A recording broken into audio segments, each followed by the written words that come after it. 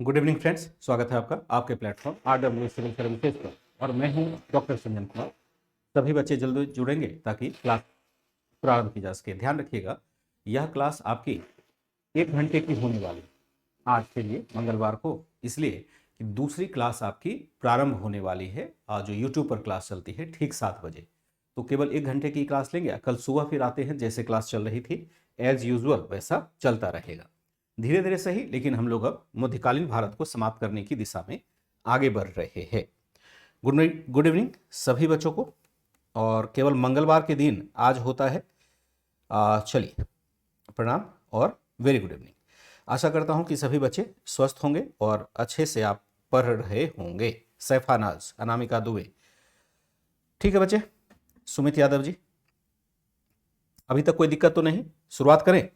और शुरुआत जो करेंगे वो क्या है, 17वीं सदी का भारत है, यानी 17th सेंचुरी का जो इंडिया है वह चैप्टर अपना चल रहा है। रोज मैं आपको दिखाई देता हूं कि कौन सा चैप्टर हम लोग पढ़ने वाले हैं। 17वीं सदी के पूर्वार्ध में भारत है, chapter number 15, 11th old NCERT का यह भाग है। मैं यहां लिख देता हूं 17वीं सदी के पूर्वार्ध में भारत। 17वीं सदी के पूर्वार्ध में भारत, पूर्वार्ध में भारत। और यहां पर चल रहा था जो प्रशासनिक सुधार थे उसको देखा जा रहा था। किस प्रकार के प्रशासनिक सुधार हुए थे वह देखने की कोशिश हो रही थी। और इसी क्रम में हम लोगों ने देखा था कि मनसबदारी व्यवस्था में क्या परिवर्तन लाए गए थे शाहजहां के शासनकाल के में और उससे पहले जहांगीर के शासनकाल में। तो यह भी आशा होगी कि 2 आस्पा और सी आस्पा व्यवस्था आपको समझ में आ गया होगा। क्यों ऐसी व्यवस्था लाया था कि जो मनसबदार थे उसके पद में बिना किसी परिवर्तन के, यानी अगर उसका प्रमोशन किया जाता तो सभी लोग प्रमोशन की मांग करने लगते। तो यहां पर अपेक्षा यह रखी गई थी कि बिना प्रमोशन किए ही चाहे तो घुड़सवारों की संख्या बढ़ा सकते। शाहजहां ने क्या किया, शाहजहां के शासनकाल तक आते आते वेतन देने की संकट का एक तरह से संकट उत्पन्न हो गया। जो जागीर आवंटित किया जा रहा था उससे उतना इनकम नहीं हो रहा था जितना कि अनुमान लगाया जा रहा था। ऐसे मौके पर शाहजहां ने कहा, भाई आप घबराओ मत, आप ये मान के चलो कि मैं आपको साल भर का वेतन दे ही नहीं पाऊंगा। मैं 5 महीने का दूंगा, 6 महीने का, 7 महीने का, 8 महीने का, 9 महीने का, 10 महीने का, 12 महीने का तो फिर किसी को मिलता ही नहीं। अब आपको भाई रहना है तो रहिए, नहीं तो जाना है तो जाइए। इसको हमने कह दिया था महाना वेतन पद्धति। ये दोनों बातें याद रखिएगा कि लास्ट काल में जब शाहजहां के शासनकाल, हमेशा आप ये देखिएगा कि जो भूमि खंड का आवंटन किया जाएगा कि इस भूमि खंड से मान लो कि 1,000 रुपये मिलना है, उस भूमि खंड से कभी भी 1,000 रुपये नहीं मिलता था, कभी भी नहीं, अकबर के समय भी नहीं मिलता था। ये समस्या हमेशा बनी रहती थी। तो इस वजह से यहां पर एक संकट भी उत्पन्न होता है जिसको हम कहते हैं जागीरदारी संकट। तो यहां लिखेंगे जागीर। जागीर का मतलब जागीर ही होता है, इसको अंग्रेजी में भी जागीर ही कहें। जागीर का मतलब क्या होता है? जागीर का मतलब होता है भूमि खंड। भूमि खंड, यहां पर वास्तविक निहितार्थ क्या हो जाएगा? वास्तविक निहितार्थ इसका क्या हो जाएगा? वास्तविक निहितार्थ होगा मनसबदारों को, मनसबदारों को वेतन के बदले आवंटित भूमिखंड, आवंटित भूमिखंड जिससे वह वेतन प्राप्त करता, भूमिखंड जिससे क्या करता, जिससे मनसबदार या जिसकी उपज से मनसबदार अपने वेतन की पूर्ति करता, जिसकी उपज से मनसबदार क्या करता, मनसबदार अपने वेतन को प्राप्त करता था, वेतन को प्राप्त करता था। अपने वेतन को मनसबदार प्राप्त करेगा। क्या लिखा हमने कि जागीर का मतलब भूमिखंड है, वास्तविक निहितार्थ क्या है? मनसबदारों के को वेतन के बदले आवंटित भूमिखंड, मनसबदारों को वेतन के बदले आवंटित भूमिखंड जिसकी उपज से मनसबदार अपने वेतन को प्राप्त कर सकता था। जैसे 1 बीघा खेत हुआ, 1 बीघे से अगर 10,000 रुपये का इनकम आया तो मान के चले कि जिस मनसबदार का वेतन 10,000 रुपये है उसको कहा कि आप यहाँ से अपना उपज कराइए और यहाँ से आप राजस्व खुद वसूलिए, सरकार इस पर बहुत तवज्जो नहीं देगी, यानी यहाँ का जो राजस्व आएगा वो आपके अकाउंट में चला जाएगा। तो आपको हमने कैश नहीं दिया, बल्कि कैश के रूप में हमने आपको उपज का आवंटन कर दिया। अगर कभी दिक्कत आ जाए, जैसे कि मान लो कि कभी जमींदार वहां विद्रोह कर दे, किसान विद्रोह कर दे, या अकाल पड़ जाए, तब तो बड़ी दिक्कत हो जाएगी, क्योंकि सरकार ने इसका प्रोविजन नहीं रखा था। अभी आपको अगर कैश दिया जाता है तो कैश देने का मतलब है कि कैश दिया, सरकार का दायित्व समाप्त, और कहा जाएगा कि आप फलाने बीघे में जाकर के उसके उपज को प्राप्त कीजिए। कभी सूखा पड़ जाए, कभी आपदा आ जाए, प्राकृतिक आपदा आ जाए, वहाँ खेती ही ना हो पाए, तब मनसबदार का वेतन कहाँ से मिलेगा? तो ऐसे मौके पर मनसबदार को वेतन मिलता ही नहीं था। एक समस्या तो यहाँ बनी रहती थी, लेकिन फिर भी यह व्यवस्था बनाई गई थी इसलिए कि मनसबदारों का डिमांड ही यही था कि ऐसी व्यवस्था बनाई जाए। ऐसा क्यों? अभी भी आप देखेंगे भारतीय समाज में भूमि से लगाव सभी लोगों को होता है। जिसके पास जितना लैंड है, जितने आप गांव में भी देखेंगे, अपने परिवार में देखिए, जिसके पास जितने बीघे का या जितने एकड़ का खेत है, वो उतना ही धनवान माना जाता है और समाज में उसकी प्रतिष्ठा उतनी ही अधिक होती है। ये भावना आज विकसित नहीं हुई है, ये सदियों से।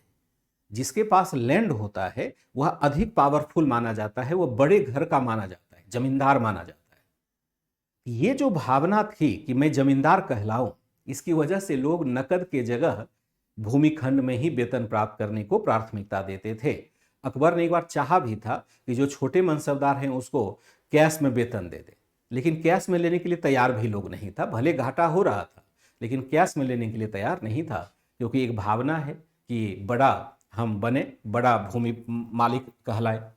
तो वास्तविक नेतार्थ क्या होगा? मनसबदारों को वेतन के बदले आवंटित भूमिखंड, जिसकी उपज से मनसबदार अपने वेतन को प्राप्त किया करता था, अपने वेतन को प्राप्त किया करता था। ठीक है, बिल्कुल सुमित यादव जी, बिना पदोन्नति के पदभार में बढ़ोतरी कर दी गई। इस तरह से हम क्या देखते हैं कि जागीर का आवंटन कौन करता था? जागीर का आवंटन कौन करता था? आवंटन करता था वजीर का कार्यालय। यहां पर देखेंगे कि जो मनसबदार है उसकी नियुक्ति कौन करता है? तो बादशाह करता है। मनसबदारों की नियुक्ति की सिफारिश कौन करता है? मीर बख्शी का कार्यालय करता है। और उसको कौन सा जागीर दिया जाना चाहिए, चूंकि जैसा मनसबदार है वैसा उसका वेतन होगा, कौन सा जागीर दिया जाना चाहिए ये निर्धारित करता था वजीर के कार्यालय के द्वारा, क्योंकि उसी के पास सारे लैंड रिकॉर्ड रहते थे। अब किसी को कहीं पर तो नहीं दे देंगे ना, सोच समझ के देना पड़ता था।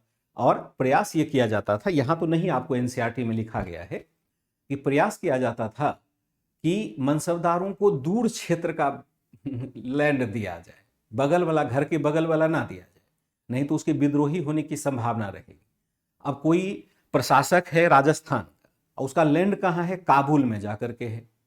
इस प्रकार से चेक एंड बैलेंस किया जाता था अकबर के काल से ही, कि कोई मनसबदार जो है जहां पर वह पदस्थापित है वहां उसकी जागीर नहीं होती थी। जागीर जनरली दूसरे प्रांत में दे दिया जाता था ताकि चेक एंड बैलेंस रहे, कोई एकदम से उस जागीर के बदौलत स्वतंत्र ही ना हो जाए।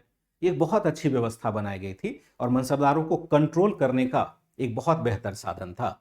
तो जागीर का आवंटन कौन करेगा? तो जागीर का आवंटन करेगा आपका जो वजीर का कार्यालय है वही करेगा। और जागीर की आमदनी का क्या किया जाता था? जागीर की आमदनी का मौद्रिक मूल्य निकाला जाता था। आमदनी का मौद्रिक मूल्य निकाला जाता था, मूल्य निकाला जाता था, जिसे हम क्या देखते हैं? निकाला जाता था, जिसे एक छोटे सिक्के, एक तांबे के सिक्के में व्यक्त किया जाता था। तांबे के सिक्के दाम में व्यक्त किया जाता था। दाम का मतलब प्राइस नहीं होगा, दाम एक छोटा सिक्का है, दाम में व्यक्त किया जाता था, व्यक्त किया जाता था, दाम में व्यक्त किया जाता। दाम क्या है? एक क्वाइंस, एक छोटा तांबे का सिक्का है। दाम, दाम का मतलब प्राइस भी हो सकता है, मूल्य हो सकता है, लेकिन यहां पर दाम का मतलब क्या है? क्वाइंस, एक छोटा क्वाइंस। जैसे अभी रुपया हम देखते हैं तो वैसे ही पहले दाम हुआ करता था। जागीर की आमदनी का मौद्रिक मूल्य निकाला जाता था जिसे एक तांबे के सिक्के दाम में व्यक्त किया जाता था। इसलिए भूमि का जो मौद्रिक मूल्य होगा उसका एक टर्म होता था, उसको कहा जाता था जमा दामी। उसको क्या कहता है? काबुल कहाँ है? काबुल, शशि थरूर, नाम तो बड़ा भारी रखा है आपने, अंतर्राष्ट्रीय नाम रखा है। और काबुल कहाँ है पता नहीं? यूपी के बगल में नहीं है, काबुल है अफगानिस्तान में। कब से पढ़ रहे हो? मुझे लगता है हाल फिलहाल आपने ज्वाइन किया होगा, क्योंकि काबुल की चर्चा तो हमने कई बार की है। काबुल, कंधार, गजनी, बल्ख, समरकंद, फरगना, ये सब क्षेत्र आपका अफगानिस्तान और मध्य एशिया की तरफ है। अब मध्य एशिया कहाँ है, अफगानिस्तान कहाँ है, ये तो आपको मैप पर देखना पड़ेगा, क्योंकि सारी बातें बताई नहीं जा सकती, बहुत मुश्किल हो जाता है कि कहाँ आपको कन्फ्यूजन होता है। वैसे अगर आप बाद में पूछना चाहें तो आप पूछ सकते हैं। तो जागीर की आमदनी का मौद्रिक मूल्य निकाला जाता था जिसे एक तांबे के सिक्के दाम में व्यक्त किया जाता था। इसलिए भूराजस्व को क्या कहा जाता था? भूराजस्व का आकलन जो था, का आकलन क्या कहलाता था? आकलन जमा दामी कहलाता, जमा दामी कहलाता था। ध्यान रखिएगा, यहां क्वेश्चन आपका बनेगा। आजकल बहुत टाइट शेड्यूल रहता है, तो इसलिए मैं क्वेश्चन आपको नहीं पूछ रहा हूं, लेकिन यहां मैंने मार्क लगा दिया। मार्क लगा दिया तो आप तैयार रहिएगा, एज इट इज क्वेश्चन तो नहीं आएगा कभी भी। यहां से मैं क्वेश्चन कुछ विशेष तौर पर आपको पूछ सकता हूं। तो भूराजस्व का आकलन क्या कहलाएगा? जमा दामी कहलाएगा। वैसे तो एनसीईआरटी में नहीं दिया हुआ है, लेकिन मैं एक टर्म और आपको बता देता हूं जिसको कहा जाता है हासिल दामी। हासिल दामी, हासिल दामी का मतलब होगा वास्तविक वसूली। वास्तविक वसूली क्या कहलाएगा? हासिल दामी कहलाएगा, वास्तविक वसूली। जमा दामी क्या हुआ? भू राजस्व का आकलन। लेकिन आकलन तो आपने कर लिया, क्या वास्तविक वसूली हो पाई? तो वास्तविक वसूली कभी कभी कम होता था, अक्सर कम होता था। तो हासिल मतलब प्राप्त करना, जो हमने गेन किया। हासिल एक फारसी शब्द है। हासिल का मतलब क्या होगा? जो हमने गेन किया। और दाम में उसको व्यक्त करते हैं, तो जो वास्तविक वसूली हुई उसको हमने हासिल दामी कह दिया। जमा दामी आकलन हो गया, और हासिल दामी क्या हो गया? हासिल दामी हो गया वास्तविक प्राप्ति। ठीक है, शांति साहू बिल्कुल ठीक है। विश्वनाथ आपने भी सही कहा, अफगानिस्तान की राजधानी काबुल ही है। थोड़ी बहुत जानकारी हमें प्राप्त करनी चाहिए। इसे क्या होता था? इस जागीर को एक रजिस्टर में लिख लिया जाता, रजिस्टर में लिखकर इसका रिकॉर्ड रखा जाता, लिखकर इसका रिकॉर्ड रखा जाता था। रिकॉर्ड में हिंदी में ही लिख देता हूं, इसका क्या किया जाता था? रिकॉर्ड रखा जाता था। ठीक है, इसको हम क्या कहते हैं? यह जागीर की व्यवस्था है। हालांकि जो हासिल दामी है और जमा दामी है वह एक तरह से प्रॉब्लम है। प्रॉब्लम, हाँ अच्छा पढ़ाया था विश्वनाथ सोशल मीडिया से कैसे बचे, लेकिन यहां तो सवाल नहीं होगा ना। हमने क्या देखा कि इस वजह से हम क्या कहते हैं कि जागीरदारी संकट एक शब्द ले लेते हैं। जागीरदारी संकट। अब जागीरदारी पर एक संकट आ जाता है। वस्तुतः यह संकट क्या दिखाता है? वस्तुतः जागीर की ललक तभी मनसबदारों में इतनी थी कि दूर दूर से लोग क्या करेंगे? लोग जागीर प्राप्त करने के लिए मुगल साम्राज्य आ रहे थे। जागीर प्राप्त करने के लिए मुगल साम्राज्य आ रहे थे। और दूसरी तरफ हम क्या देखते हैं? दूसरी तरफ मनसबदारी व्यवस्था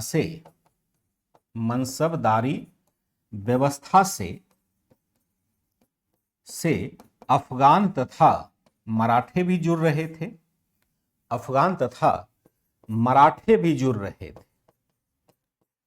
जुड़ रहे थे। अतः क्या होता है? जुड़ रहे थे। अतः एक समय पश्चात आवंटित हो सकने वाले जागीर की कमी हो गई, जागीर की कमी हो गई। अब क्या कहा जा रहा है, जरा इसको समझिएगा। कमी हो गई। अब जागीर क्या है? एक भूमिखंड है। जागीर भूमिखंड है और सबको भूमि प्राप्त करना है, तो दूर दूर से लोग यहां पर मनसबदारी व्यवस्था में शामिल होने के लिए आ रहे हैं कि हमें जागीर चाहिए। और जागीर जब चाहिए तो नए क्षेत्र की विजय भी हो रही। जैसे बंगाल क्षेत्र में हम जाते हैं तो अफगानों से सांठगांठ होते, यानी अफगानों को हम मिला लेते हैं। जब अफगान आ जाता है तो अफगानों को भी जागीर चाहिए। फिर हम महाराष्ट्र के क्षेत्र में जाते हैं तो मराठे भी मुगल प्रशासन के साथ जुड़ रहे हैं, मराठों को भी जागीर चाहिए। और यहाँ राजपूत, ईरानी, तुरानी ये सब तो है।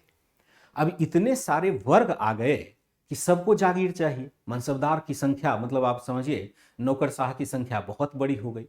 अब क्या करें? अब जागीर आए तो आए कहां से? फैला तो देंगे नहीं, और जिसको हमने जागीर आवंटित कर दिया है उससे छीनेंगे तो नहीं। जब तक वह पद पर है तो उसको हम हटा नहीं सकते।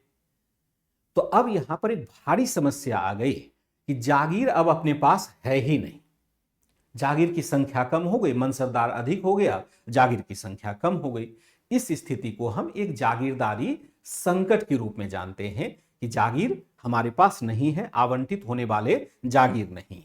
लेकिन जब एडवांस लेवल पर आप पढ़ेंगे इसी चीज को, हाँ, एक जैसे आप देखेंगे एडवांस लेवल पर इसी बात को पढ़ेंगे तो मैं बोर्ड पर आता हूं, चूंकि बोर्ड पर रहूंगा तभी बातें मैं समझाने में कामयाब हो पाऊंगा।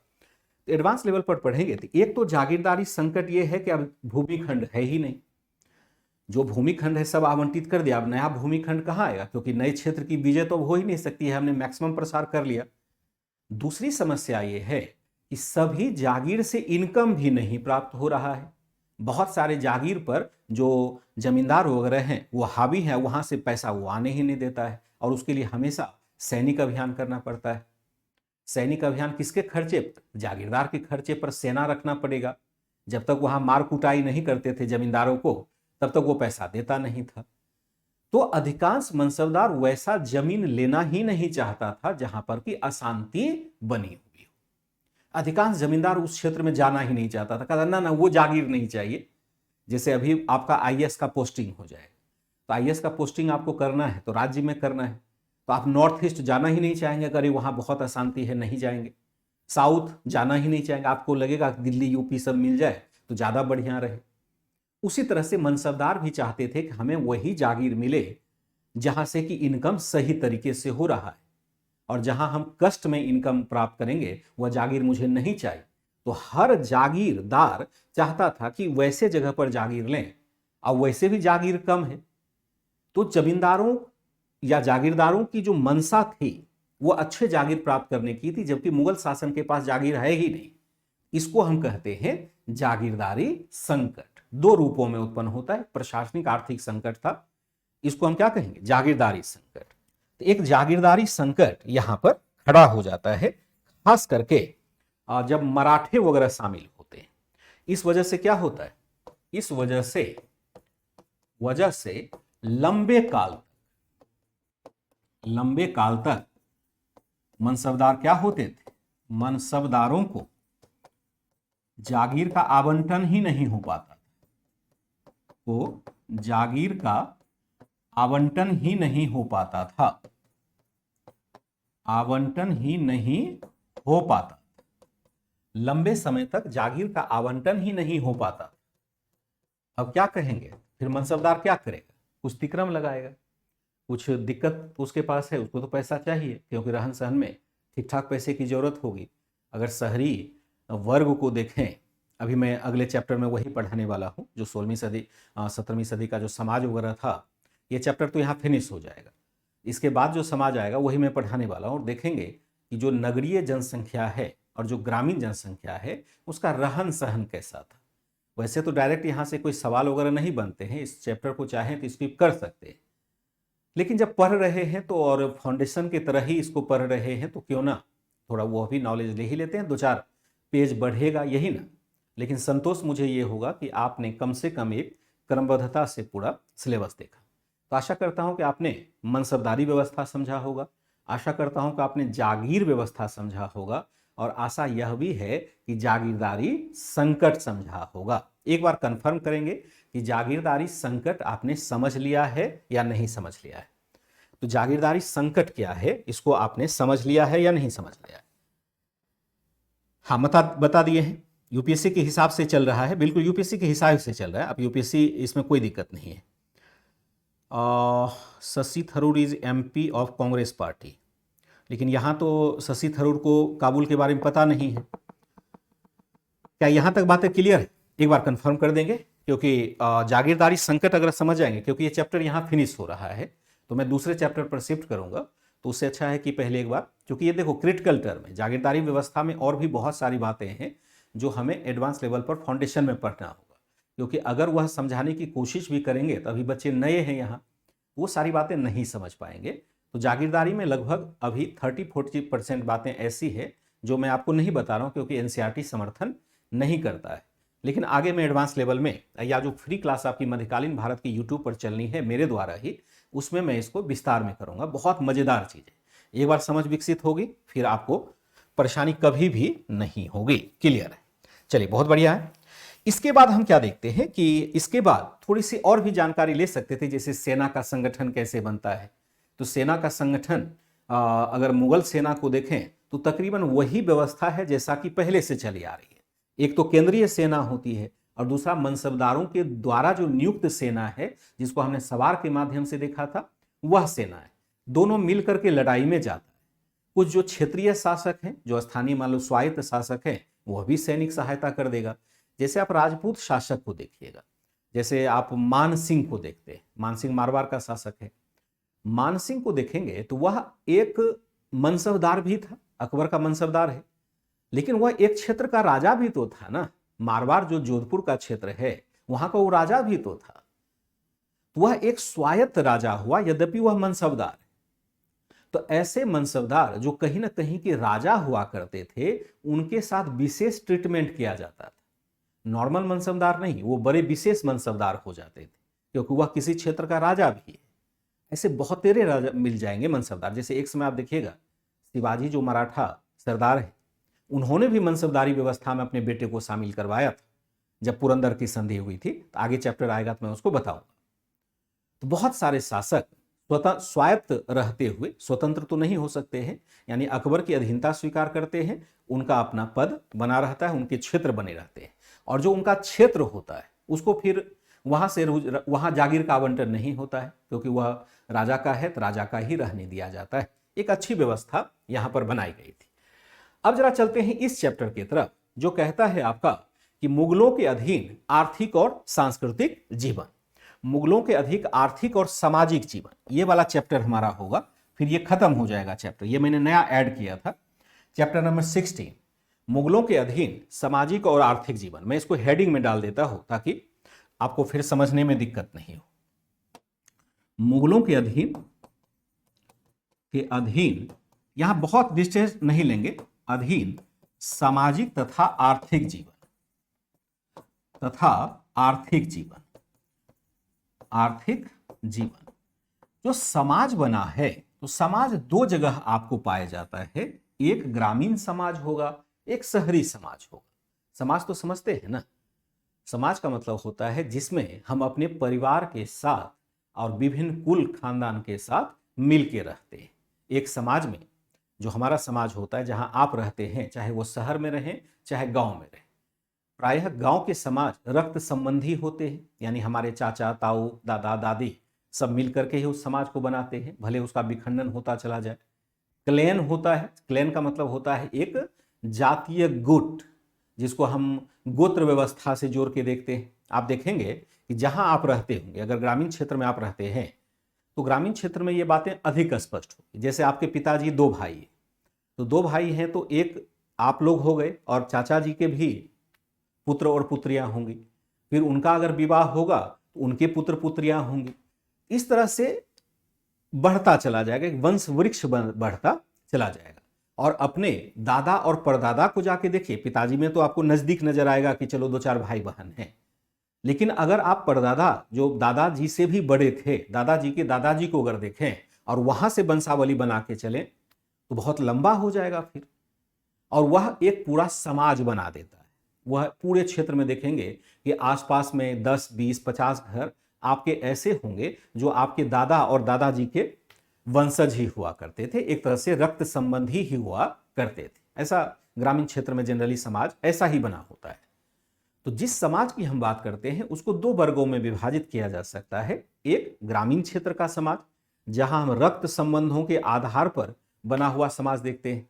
लेकिन शहरी समाज में आवश्यक नहीं है कि सभी रक्त संबंधी हों ही, क्योंकि नगरीय जनसंख्या विभिन्न वर्गों से मिलकर बनी होती है। नगर में कोई पैदा नहीं होता, उसका मूल कहीं ना कहीं ग्रामीण क्षेत्र में होता है। तो नगर में आप देखेंगे कि अलग अलग टाइप के, अलग अलग वंश के, अलग अलग मूल के, अलग अलग धर्म के लोग एक ही साथ मिल करके रहते हैं। आप जहां भी देखेंगे शहर का जो मोहल्ला होता है, जिसको हम कॉलोनी कहते हैं, कॉलोनी में एक धर्म, एक जाति, एक प्रांत, एक समूह के लोग नहीं होते, अलग अलग क्षेत्र के लोग होंगे। क्योंकि नगर में जो रोजगार के साधन है वो तो डाइवर्सिफाइड होते हैं, सभी देश भर के लोग आएंगे। जैसे दिल्ली, तो दिल्ली अगर भारत की राजधानी है तो यहाँ हर प्रांत के लोग मिल जाएंगे, हर जाति के, हर धर्म के लोग मिलेंगे, विदेशी भी मिल जाएंगे। इसलिए नगरीय समाज अलग तरीके से बनेगा, ग्रामीण समाज अलग तरीके से बनेगा। और ग्रामीण समाज की जो अर्थव्यवस्था होगी वह भी आपको अलग तरीके से डेवलप होगी, क्योंकि ग्रामीण समाज हमेशा कृषि पर, पशुपालन पर निर्भर करता है। तो इसलिए वहां की अर्थव्यवस्था का मूल आधार कृषि और पशुपालन ही होता है, अभी भी है, पहले भी था। छोटे मोटे उद्योग होते हैं, जैसे कि हल ठीक करने वाला कर्मकार हो सकता है, जिसे बढ़ई हम कहते हैं, ग्रामीण क्षेत्र में मिल जाएगा। लोहार जिसको कहते हैं कि मान लो हल का फाल टूट गया तो लोहार के पास जाके उसको ठीक करा देते हैं। रस्सी बनाने वाला हो सकता है, टोकरी बनाने वाला हो सकता है, या कृषि उपकरण बनाने वाले जो भी समूह होंगे वो ग्रामीण क्षेत्र में ही रहते हैं। लेकिन अर्थव्यवस्था का मूल आधार किसी भी ग्रामीण व्यवस्था में आप कृषि और पशुपालन ही देखेंगे, चाहे वहां रोड भी क्यों ना पहुंच गया हो। तो जब हम मुगल काल के समाज की बात करते हैं, अर्थव्यवस्था की बात करते हैं, इसको हम नगरी और ग्रामीण क्षेत्र में बांट करके करेंगे ताकि बेहतर तरीके से बातें समझ में आ सके। ठीक है, यहां हम देखेंगे मुगल कालीन समाज और अर्थव्यवस्था। हमने क्या देखा? मुगल कालीन समाज तथा अर्थव्यवस्था दो भागों में वर्गीकृत किया जा सकता है। समाज तथा अर्थव्यवस्था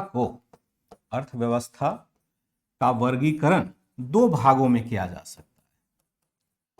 वर्गीकरण दो भागों में किया जा सकता है, दोनों का किया जा सकता है। जैसे हम देखते हैं ग्रामीण तथा शहरी किया जा सकता है।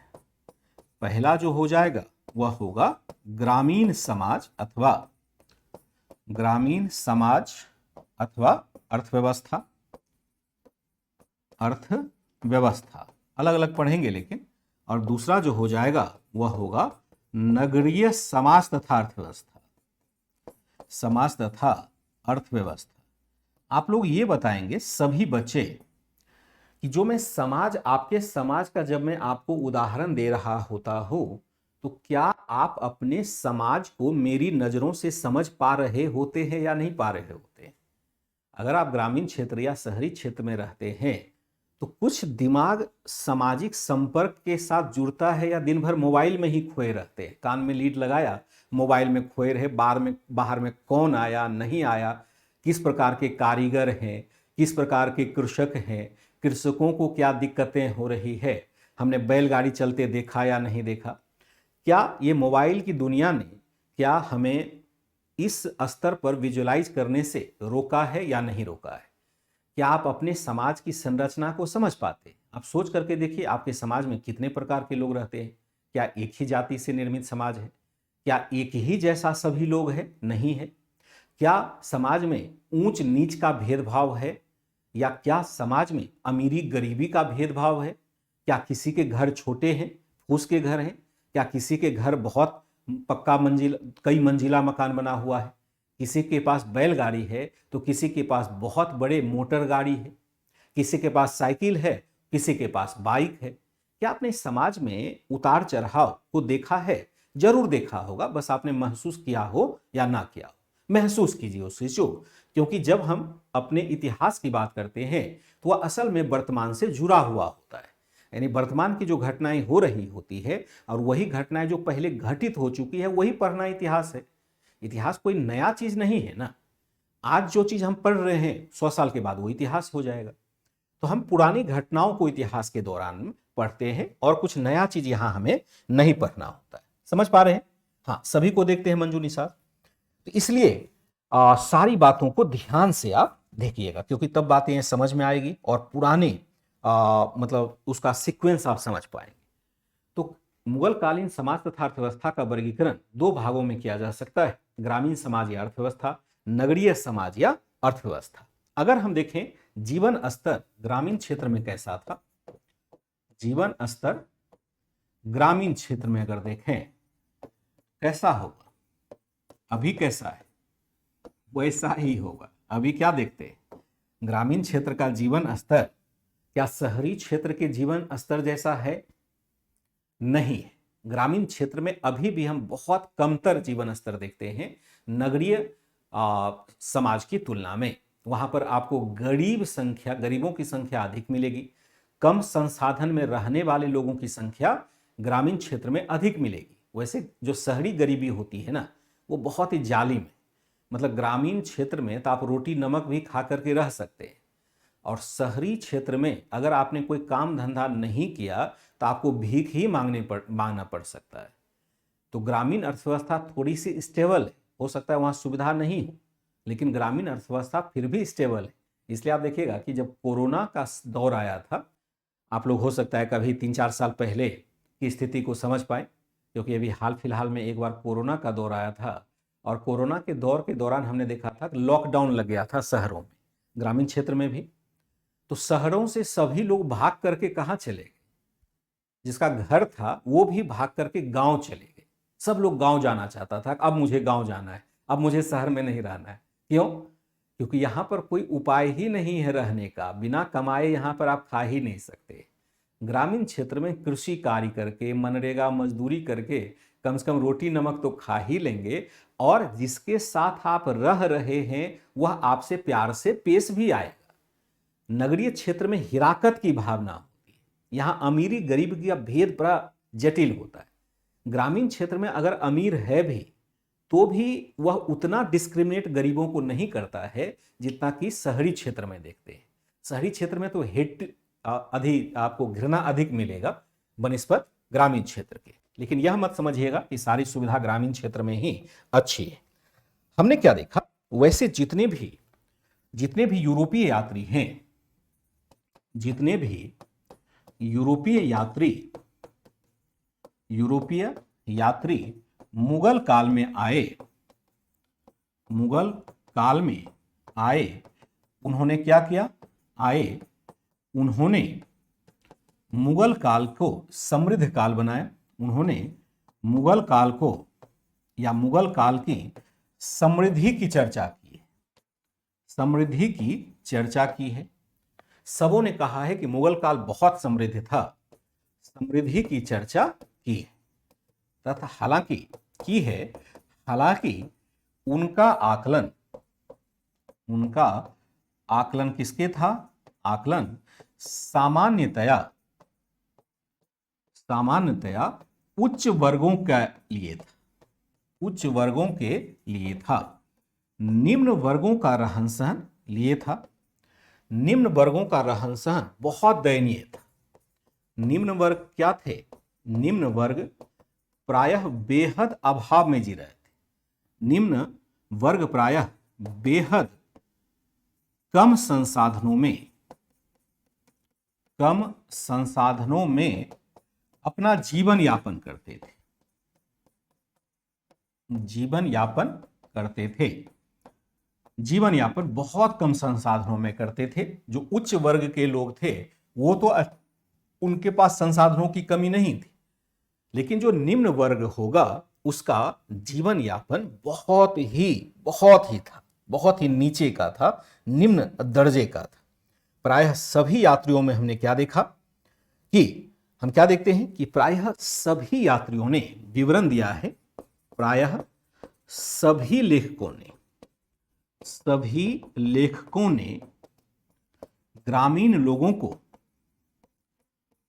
को अधनंगा ही देखा, लोगों को आधे कपड़ों में ही देखा, आधे कपड़ों में ही देखा, आधे कपड़ों में ही देखा।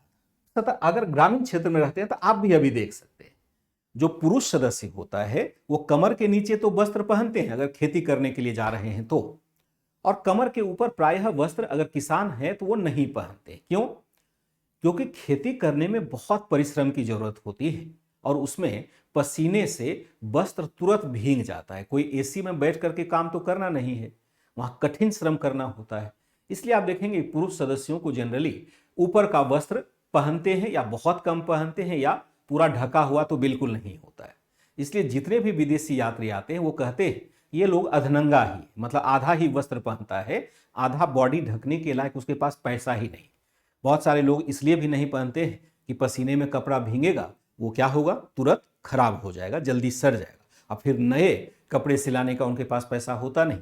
बच्चे की फरमाइश पूरी करें कि अपना कपड़ा सिलाए। एक पिता के पास, अगर किसान पिता है, उनके पास बहुत बड़ी दायित्व, आपके हाथ गलती से आपके हाथ से मोबाइल गिरा नहीं, उनको 15,000 का फटका लग जाएगा और 15,000 जुटाना उनके लिए वाकई मुश्किल बात हो जाती है, वाकई मुश्किल होती है। तो मतलब बड़ा सोच समझ के चलना होता है कि एक भी रुपया इधर उधर ना खर्च किया जाए, ऐसी संभावना रखता है। तो प्रायः सभी लेखकों ने ग्रामीण लोगों को आधे कपड़ों में ही देखा था। इनके पास जूते नहीं होते थे, इनके पास जूते नहीं होते थे, जूते नहीं होते थे, जूते पहनने का सवाल ही नहीं होता है, जूते नहीं होते थे, यानी ये खाली पैर ही चलते थे। चाहे कितना भी कठिन कार्य क्यों न किया जाए, ये क्या करेंगे, खाली पैर ही इनको चलना पड़ता था, बहुत मुश्किल थी। मैंने क्या देखा, जो आवास था वो कच्ची मिट्टी का बना हुआ था। आवास का मतलब क्या होगा, घर, कच्ची मिट्टी का बना होता। सभी लोग यही कहते। इसका मतलब है कि मुगल काल में भले समृद्धि रही हो, लेकिन वह समृद्धि उच्च वर्गों के लिए है, ना कि निम्न वर्गों के लिए। उच्च वर्गों के लिए क्या है, बहुत अधिक परेशानी है। उसके पास कोई भी खाना भी नहीं होता था। चावल, ये खाना क्या था, खाना जो इसका होता था मोटा अनाज होता था, मोटा अनाज होता था। पका हुआ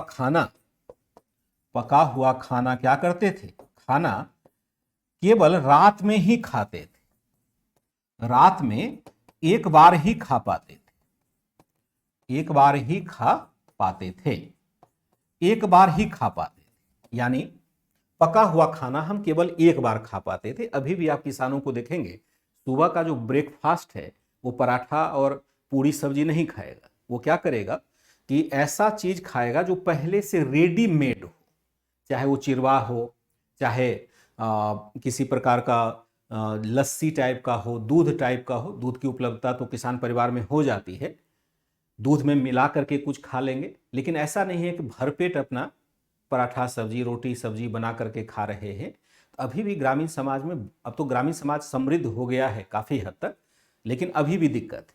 तो ये लोग मोटे अनाज का खाना खाते थे, पका हुआ खाना इन्हें नसीब नहीं होता था और रात में ही केवल खा पाते थे जब वो काम से आते थे। तो यानी एक बार ही उसके घर में चूल्हा जलता था। समय है, पैसा ही नहीं है, क्या करेगा, संसाधन ही नहीं है, उनको दिन भर खेतों में काम करना है। तो इसलिए उस समय भी एक बहुत बड़ी समस्या थी। ठीक है, यहां हम क्या देखते हैं, नमक और शक्कर का प्रयोग नहीं कर पाते थे, नमक तथा शक्कर का प्रयोग नहीं करते थे। शक्कर का प्रयोग महंगा था, प्रयोग घी और तथा तेल की तुलना में महंगा था, तेल की तुलना में महंगा था। अभी भी यही स्थिति है। देखिए, नमक क्या था, उसमें बहुत महंगा हुआ करता था। मुगल काल में देखेंगे तो आपको आश्चर्य लगेगा, जैसे अभी आप कहते हैं कि नमक रोटी खा लेते हैं, जो गरीब है वो क्या करेगा, नमक रोटी खा लेगा, लेकिन मुगल काल में ऐसा आप नहीं कह सकते थे। इसलिए नहीं कर सकते थे कि एक डाटा है, यहां तो नहीं दिया गया है, एक डाटा दिया गया है। जैसे मैं डाटा आपको बताऊं तो यहां पर क्या होगा, नमक की कीमत मैं ऐसे लिखता हूं, नमक की कीमत अगर देखा जाए तो नमक की कीमत थी 11 मन गेहूं का, 11 मन गेहूं, मन मतलब कितना होता है, 40 केजी होता है, एक डाटा ऐसे दिया है, मन बराबर 1 मन होता था नमक। अगर हम 11 मन गेहूं देंगे यानी 40 किलो का 1 मन हुआ, तो मान के चलते हैं कि 11 में 1 होता है, तो 40 किलो अगर हम 40 किलो अगर गेहूं देंगे, मान लो कि अगर कैलकुलेट भी आप कर लेते हैं 1 से है, तो 1 मन के बराबर आपका मुश्किल से 1/11 भाग ही नमक मिलेगा। यानी 1 मन अगर 40 किलो आप गेहूं देंगे तो आपको मुश्किल से वहां पर आधे किलो से भी कम नमक मिलेगा। अभी नमक है आपका 25 रुपीज किलो, जो सबसे महंगा नमक होगा 25 या 30 रुपये होगा, और गेहूं की कीमत भी अभी आपको 22 रुपये, 25 रुपये या 30 रुपये के आसपास होना चाहिए। मैंने तो कभी ऐसा अभी देखा नहीं है, तो लेकिन मुझे लगता है कि इसी के आसपास, मान लो कि अधिक से अधिक कीमत भी होगी गेहूं की, तो 30 रुपीज होना चाहिए। तो 30 रुपीज में अभी हम 1 किलो के बराबर 1 किलो नमक खरीद सकते हैं। मान लो 30 रुपीज का 1 केजी गेहूं हुआ, तो 30 रुपीज का 1 केजी नमक हुआ, यानी 1 किलो नमक देंगे तो 1 किलो गेहूं हम प्राप्त कर सकते हैं, या 1 किलो गेहूं के बदले 1 किलो नमक प्राप्त कर सकते हैं। लेकिन उस समय तो भैया ये 11 गुना महंगा था, यानी 11 किलो देंगे तब 1 किलो नमक मिलेगा। तो साधारण आदमी तो नमक खा ही नहीं सकता था, किसी भी हालत में नहीं खाएगा, क्योंकि इतना महंगा तो कुछ बड़े बड़े परिवार ही, राजा महाराजा ही खा पाए। तो लोग फिर नमक नहीं खाते थे क्या, तो नमक तो खाते थे, लेकिन जो नमकीन घास होता है, बहुत सारे ऐसे घास है जिसमें नमक रहता है, यानी नमकीन टाइप का होता है, तो उसको घास को हमने काट लिया और खाने में, जैसे दाल बना रहे हैं उसमें घास भी मिला दिया, फिर घास को निकाल के फेंक दिया, तो खाना हमारा नमकीन हो जाता था। तो नमक खाना और शक्कर यानी गुड़ खाना बहुत मुश्किल काम था। उसकी तुलना में घी और दूध सस्ते होते थे। क्यों होते थे? क्योंकि ये तो किसान खुद ही उत्पादन कर लेता था, या घी या तेल थोड़े सस्ते होते थे क्योंकि इसका उत्पादन किसान खुद ही कर लेता था। ठीक है, तो महंगाई का चरम वहां पर हम देखते हैं। महंगाई हम क्या देखते हैं? अच्छा, 19 रुपया सरकारी है, चलिए 24 ही है, मुझे नहीं पता एग्जैक्ट क्या है। नमक आंदोलन तो मॉडर्न में हुआ था ना, हमने क्या देखा कि एक तरह से बहुत यहां पर महंगा था। आर्थिक असमानता भी काफी थी। इस काल में हम क्या देखेंगे? इस काल में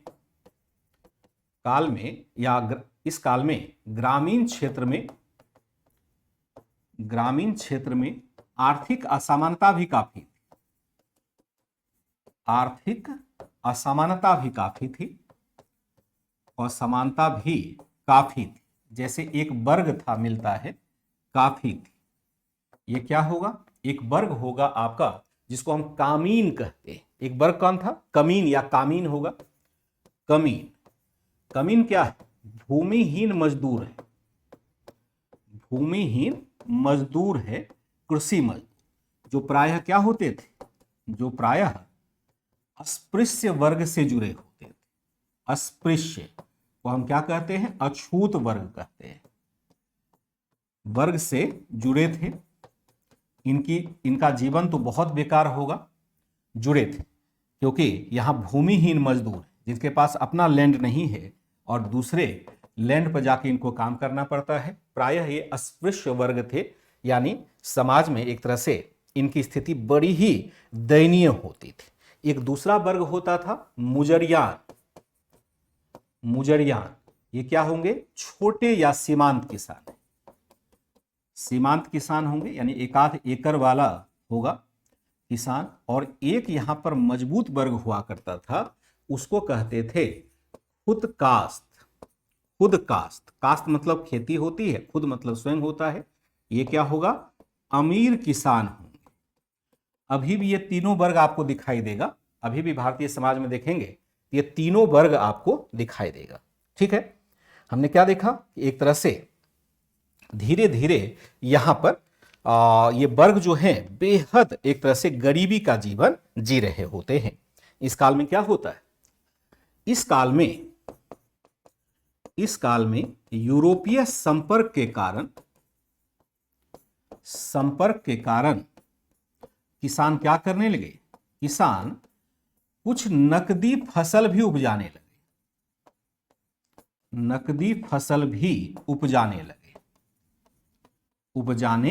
लगते। जैसे कुछ नकदी फसल उत्पादन यहां शुरू होता है। जैसे पुर्तगाली वगैरह आते हैं तो वो क्या करते हैं, यहां तंबाकू की खेती प्रारंभ करता है, आलू की खेती प्रारंभ होता है, लाल मिर्च की फसल शुरू हो जाती है। उदाहरण यहां लेंगे आलू यूरोपीय फसल था, लाल मिर्च यूरोपीय फसल था, तंबाकू जो आप खैनी खाते हैं आदि, यहां पर आदि टमाटर वगैरह भी था, यहां उत्पादन नहीं होता था। इवन आप मक्का जो आप बहुत बड़े पैमाने पर कॉर्न देखते हैं कि ग्रामीण क्षेत्र में उत्पादित होता है, वो भी यहाँ की फसल नहीं है। ये सब पुर्तगाल यानी यूरोप के क्षेत्र से आया हुआ फसल था और इसका उत्पादन यहाँ पर प्रारंभ होता है। इस पर एक यूपीएससी ने बड़ा गंभीर क्वेश्चन पूछा था, हालांकि वो क्वेश्चन अभी बनाने की स्थिति में आप नहीं। इस काल में यूरोपीय संपर्क के कारण किसान कुछ नकदी फसल भी उत्पादन करने लगे थे।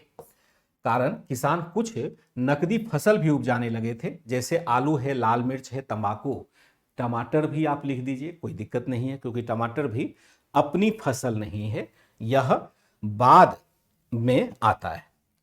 आज भी उतना ही हो गया। पालक नमकीन लगता है, खाया, पालक से भी ज्यादा नमकीन होगा। बहुत सारे घास ऐसे हैं जो नमकीन होते थे। हमने क्या देखा कि एक तरह से क्या होता था, मुगल शासक किसानों को कृषि ऋण भी देते थे तथा जब तक किसान भूराजस्व को चुकाता रहता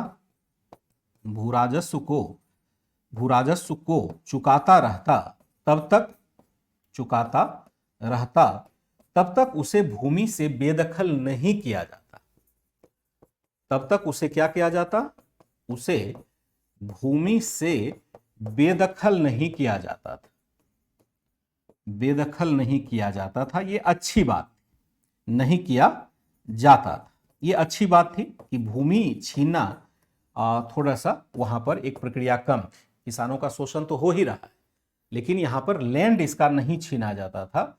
और कुछ जैसे अकाल वगैरह पड़ता रहता था यहाँ पर, तो अकाल जब पड़ेगा तो मुगल शासक क्या करेंगे, कृषि ऋण आदि भी किसानों को देते थे ताकि किसान बेहतर तरीके से अपना उत्पादन कर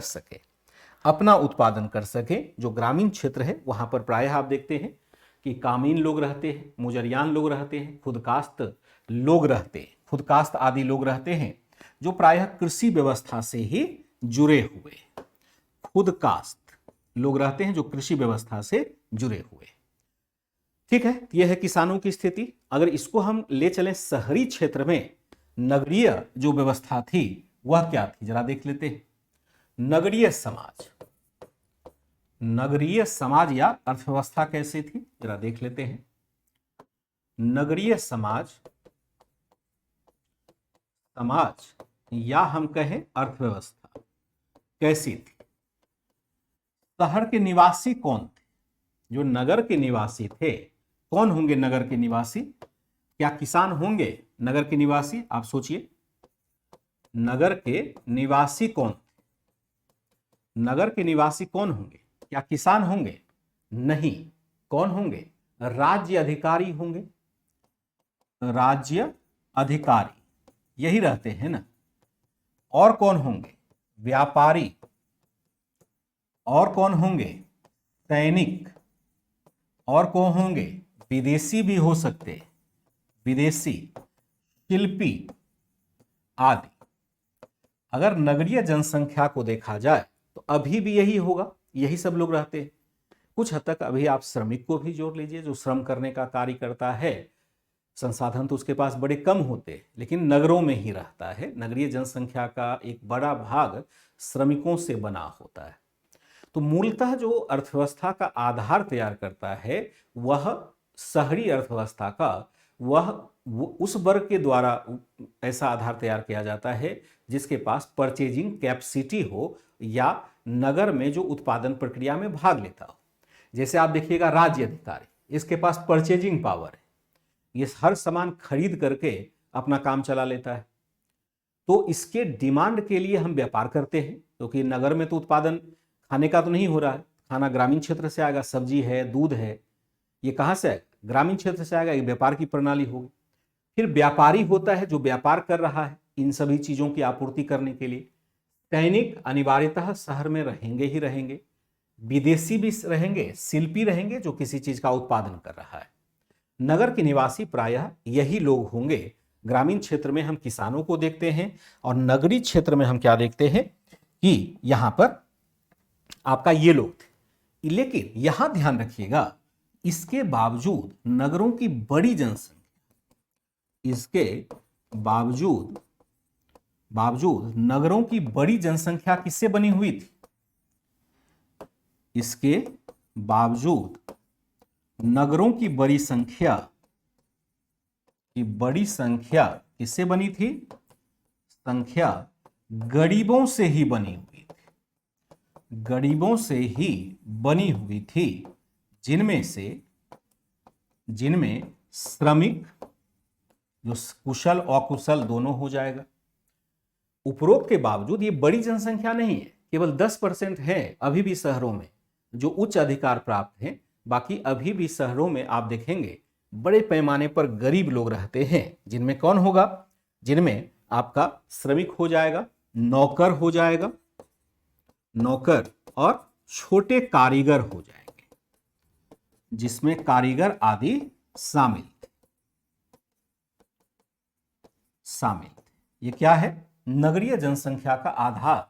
यहां पर भी वैसे बड़े लोगों के द्वारा तो बनाया गया है, लेकिन हम क्या देखते हैं यहां पर मुख्यतः यहां हम देखते हैं कि यहां पर भी आपको बहुत ही कम पैसे में जीवन यापन करने वाले लोग भी मिल जाएंगे। जैसे हम क्या देखते हैं कि गरीबों का जो औसत वेतन था, गरीबों का औसत वेतन कितना था?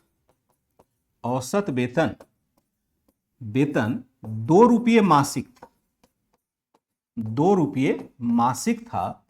जबकि अमीरों का क्या होगा? अमीरों का जीवन यापन या जीवन ऐश्वर्यपूर्ण था, ऐश्वर्यपूर्ण हुआ करता था। अमीरों का जो जीवन होगा वह ऐश्वर्यपूर्ण है।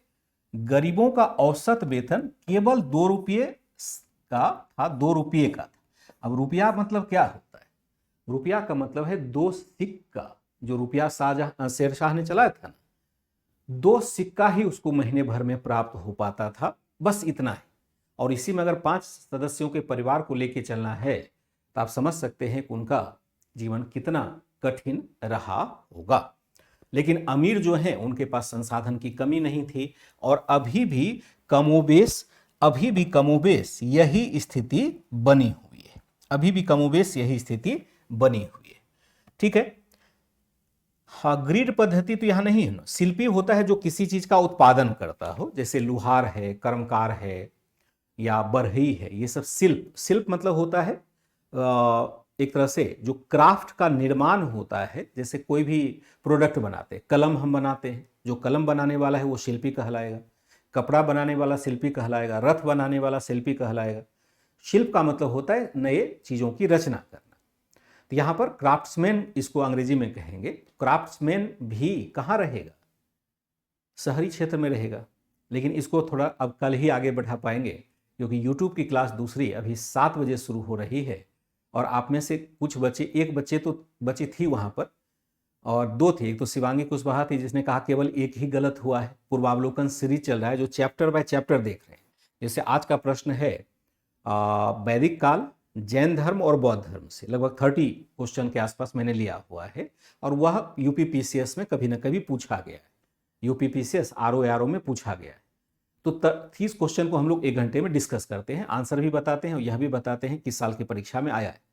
यहाँ के बच्चों को मैंने कहा था कि आप चाहें तो एंशियंट और मेडिवल तक जरूर जुड़िए, तो उससे पता चल पाएगा कि आप जो पढ़ रहे हैं उसका आप देखेंगे 80% से अधिक मैटर आपको एनसीईआरटी मतलब क्वेश्चन एनसीईआरटी से ही पूछे जाते हैं। तो इसलिए एनसीईआरटी पढ़ना बड़ा मायने रखता है, बहुत मायने रखता है, और इसको ध्यान से पढ़ना चाहिए। इसलिए हर बच्चों को हम कहते हैं कि आप जरूर एनसीईआरटी को गौर से पढ़िए। यहाँ अगर समझ विकसित हो गई तो आगे फिर समझ बहुत कम होगा, मतलब बहुत कम दिक्कत आपकी होने वाली आगे के लिए। तो अभी मैं 7 बजे यूट्यूब पर क्लास लेने जा रहा हूँ, तो आज के क्लास को यहीं बंद करेंगे। और ये जब तक सीरीज चलेगा, मुझे लगता है कि अगले सप्ताह तो कोई दिक्कत नहीं है, अगले सप्ताह मेरी बारी नहीं, तो फिर मंगलवार को क्लास हो जाएगी। लेकिन फिर उसके अगले सप्ताह एक दिन डिस्टर्ब होना होता है। आज मंगलवार के दिन सुबह भी क्लास होती है, तो उससे भी डिस्टर्बेंस होता है। लेकिन यूट्यूब और एप्लीकेशन दोनों पर पढ़ना आवश्यक है। तो फिर चलिए, कोई दिक्कत होती है तो मुझे बताएंगे। अभी के लिए इजाज़त दीजिए, बाय एंड टेक केयर।